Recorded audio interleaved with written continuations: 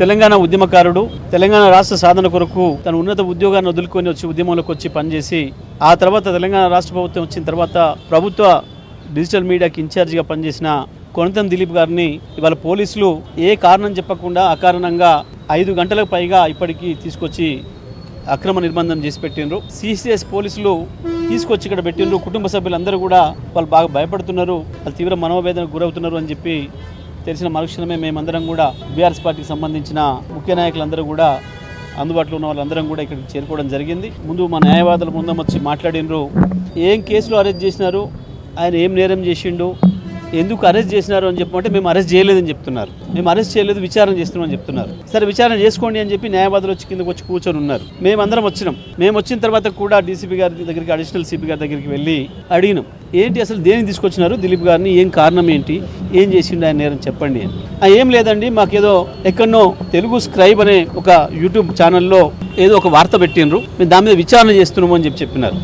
ఆయనకి ఏం సంబంధం, దిలీప్ గారికి దాంతో ఏం సంబంధం? దిలీప్ గారు పెట్టిన పోస్ట్ వల్ల ఎక్కడ శాంతి భద్రత భంగం కలిగింది, లేకపోతే ఎవరికి ఇబ్బంది జరిగింది, ఎవరికి నష్టం జరిగింది, ఎవరు కంప్లైంట్ చేసిండ్రు, దిలీప్ గారి వల్ల మాకు ఈ నష్టం జరిగిందని కంప్లైంట్ చేసిన వాళ్ళు ఎవరు అని అడిగితే సమాధానాలు లేవు. మా క్రైమ్ బ్యూరో ఏదో చూసింది, మా క్రైమ్ టీం చూసింది అని మాట్లాడుతున్నారు. వాళ్ళు చెప్తున్నది ఏదైతుందో పొంతన లేకుండా ఉంది. కేవలం పై నుంచి వెళ్ళి ఆర్డర్లు వస్తున్నాయి, ఎవరిని పట్టుకరమ్మంటే వాళ్ళని పట్టుకొచ్చి కూర్చోబెడుతున్నారు. ఇది స్పష్టంగా కనబడుతుంది. పోలీసులు నిజంగా ఎక్కడైనా నేరం జరిగితే నేరానికి సంబంధించిన వ్యక్తులను అరెస్ట్ చేయాల్సిన బాధ్యత ఉంది, తప్పకుండా చేయాలి, వాళ్ళ డ్యూటీ, అది మేము కాదనడం లేదు. దాన్ని ఒకవేళ మాకు సంబంధించిన వ్యక్తులపైన ఎక్కడైనా చిన్న ఆరోపణలు వస్తే మేమే ముందు పోలీస్ స్టేషన్ పంపిస్తాం.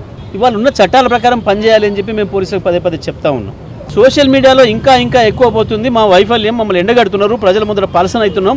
ఇక మిగతా డిపార్ట్మెంట్లతో ఎక్కడ పనిచేయించే అవకాశం లేదు. కాబట్టి కేవలం పోలీస్ డిపార్ట్మెంట్ మీద ఆధారపడి బతుకుతాము అని అనుకుంటుంది ఈ ప్రభుత్వం. మిగతా డిపార్ట్మెంట్లతో ఎక్కడ కూడా పనిచేయించే పరిస్థితి లేదు. ఎక్కడ కూడా ప్రజలకు అందుబాటులో లేరు, ఏ అధికారులు లేరు, ఎవరు లేరు, ఇచ్చిన హామీలు నెరవేర్చడానికి లేదు. కాబట్టి ఏం చేయాలి, అల్టిమేట్ గా ప్రజల్లో వ్యతిరేకత వస్తుంది, భయపెట్టాలి, పోలీసులను వాడుకోవాలి. ఇది వాళ్ళు చేస్తా ఉన్నారు. ఇవాళ మేము దిలీప్ గారిని ఎందుకు తీసుకొచ్చినారో చెప్పమన్నాం.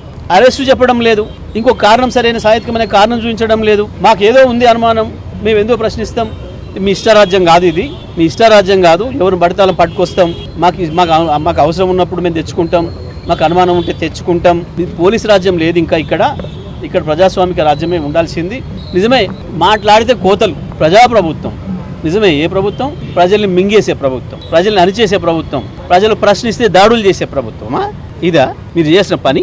మేము డిమాండ్ చేస్తూ ఉన్నాం, వెంటనే ఏదైతే ఏ కారణం లేకుండా మా కొనతం దిలీప్ గారిని తీసుకొచ్చి 5-6 గంటల పైగా ఇవాళ సిసిఎస్లో పెట్టున్నారో మేము డిమాండ్ చేస్తున్నాం, వెంటనే వదిలిపెట్టాలి, బేషరతుగా వారి మీద ఏముందో చూపించాలి, పోలీసులు క్షమాపణ చెప్పి వదిలిపెట్టాలని చెప్పి మేము డిమాండ్ చేస్తూ ఉన్నాం.